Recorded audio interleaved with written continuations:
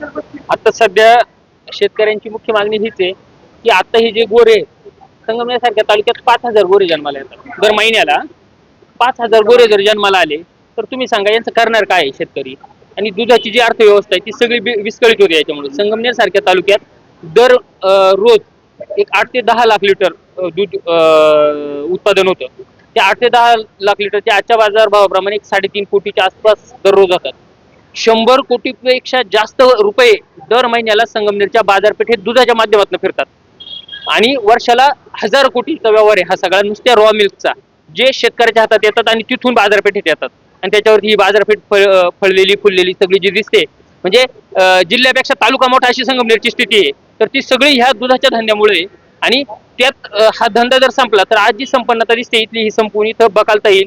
जे आपण विदर्भ मराठवाड्यातली शेतकऱ्यांची घरं पहा जाऊन, त्यांचं आयुष्य बघा, आत्महत्या करतात, तीच परिस्थिती या संगमनेर आणि पश्चिम महाराष्ट्रातल्या शेतकऱ्यावरती येईल. त्यामुळे फार जेन्युइन मुद्दा असल्यामुळं प्रशासनाला आम्ही पहिल्या टप्प्यात सांगितलं होतं की बाबांनो लक्ष घाला. त्यांनी लक्ष न दिल्यामुळे आज आम्ही 100 गोरे घेऊन आलोय.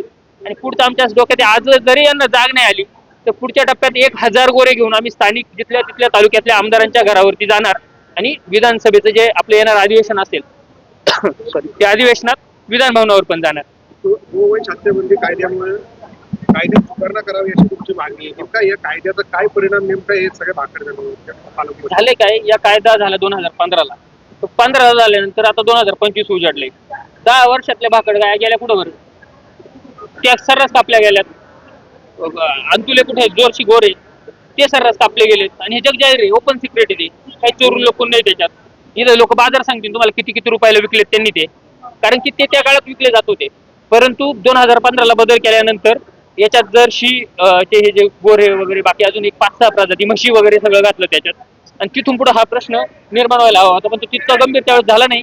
कारण की चोरून लपून हे सगळं सुरू होतं. उलट याच्यात तुम्हाला सरकारचा हात दिसतो की बाबा ह्या प्रायव्हेट लोक पोहोचायचे राजकारणासाठी आणि त्यांच्या माध्यमातून स्वतःचं राजकारण चालवायचं.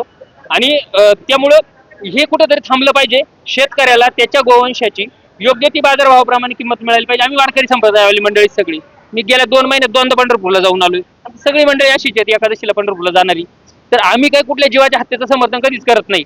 आमचं म्हणणंच आहे की बाजारभावाप्रमाणे सरकारने यांचे पैसे द्यावेत शेतकऱ्याला आणि त्यांची पुढची जतनाची पण व्यवस्था करावी. आमचं म्हणणं हे, आमचं काही गोरक्षक आम्हाला लुटी ते म्हणून नाही भांडण, ते गाया कुठं मारून राहिलेत म्हणून आमचं भांडण आहे. म्हणते गोरक्षक पण गोभक्षक आहेत ते, असं आमचं सगळ्यांचं प्रामाणिक मत झालंय. त्याच्यामुळं